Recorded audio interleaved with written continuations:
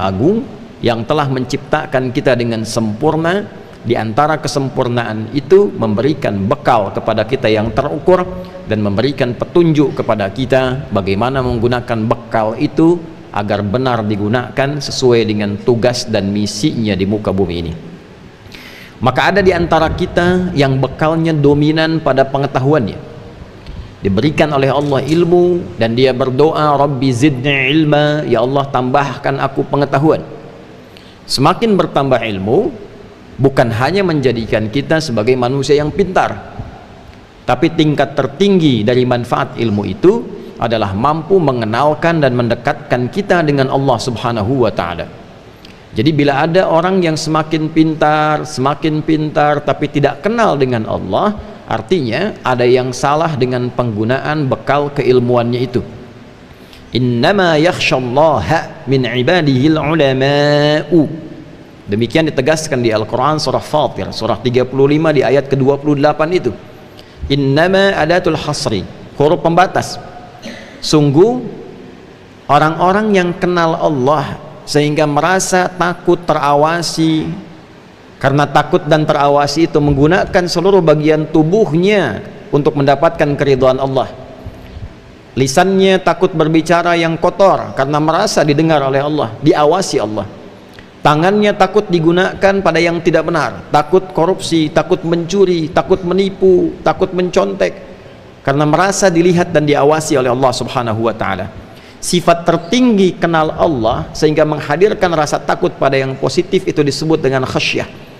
Pemilik khasyah itu ternyata adalah ulama, orang-orang yang diberkahi oleh Allah dengan ilmunya. Tingkat tertinggi ilmu itu adalah mendekatkan diri kepada Allah, yang dengan kedekatan itu dibimbing ilmunya melahirkan perbuatan-perbuatan dan putusan yang bermanfaat.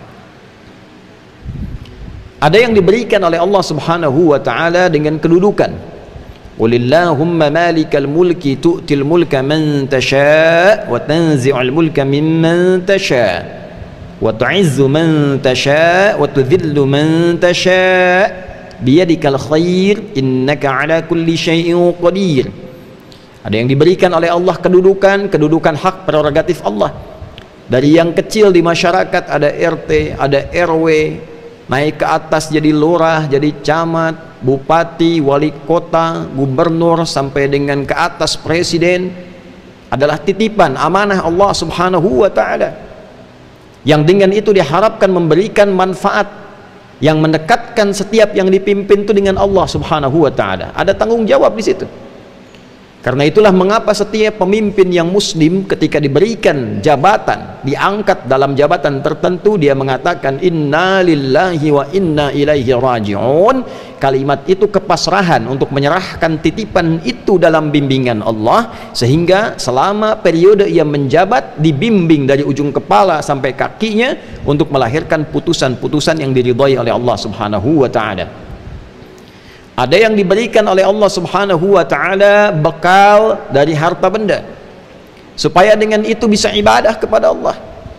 Ditingkatkan hartanya, diberikan kelebihan, bukan ingin mengangkat derajat, sekedar disebut dengan sifat duniawi sebagai orang kaya. Crazy rich, dari kota A, kota B, provinsi A, provinsi B, negara C, negara D. Bukan itu. Kalau cuma sekedar gelar yang melekat, itu hanya menjadi hukum dunia. Sementara kita akan pulang ke akhirat, maka butuh persiapan bekal akhirat. Maka status itu tidak akan bernilai di hadapan Allah sepanjang tidak digunakan bekal itu untuk beribadah kepada Allah Subhanahu wa ta'ala. Itulah sebabnya kemudian ada hukum-hukum yang mengatur harta untuk ibadah. Ada zakat di Quran surah 9 ayat ke-60 dengan 8 golongannya. Innamas sadaqatu lil fuqara wal masakin wal 'amilina 'alaiha wal mu'allafati qulubuhum wa fir riqab wal gharimin wa fi sabilillah wa ibnis sabil, dan seterusnya ayat. Ada mengajak ibadah keluarga dengan harta supaya keluarga dekat dengan Allah. Wa bima anfaqu min amwalihim, Quran surah keempat ayat 34. Ada melihat kemudian orang tua, kerabat terdekat, anak yatim, orang-orang miskin, Quran surah kedua ayat 215. Yas'alunaka madza yunfiqun qul ma anfaqtum min khairin falil walidain wal aqrabin wal yatama wal masakin wa ibnis sabil. Ada lagi ibadah umum dengan harta untuk kemaslahatan bersama umat yang banyak. Al-Baqarah ayat 261. Bisa infak untuk sekolah, untuk pesantren, untuk jalan, untuk kehidupan.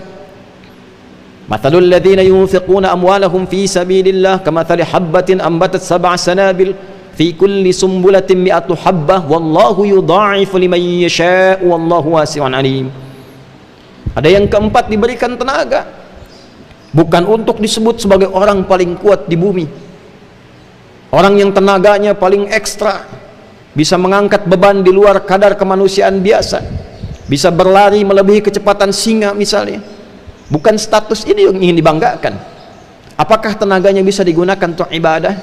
Lihat bangun malamnya, lihat bacaan Al-Qur'annya, lihat tilawahnya, lihat puasanya. Jangan-jangan siangnya sibuk, paginya sibuk, malamnya pun tak mampu bangun. Innalaka fin nahari sabhan tawila. Sungguh pagimu sampai menjelang malam itu sibuknya luar biasa. Cita-cita masuk surga hanya sekedar baca Al-Quran tak mampu, bangun malam tak ada daya. Jadi seluruh apa yang Allah berikan kepada kita, puncaknya adalah untuk mengenal Allah.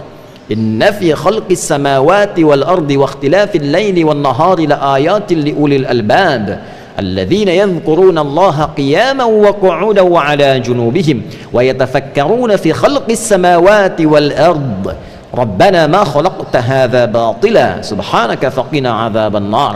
Itu diantara ayat yang kita bacakan saat bangun tidur.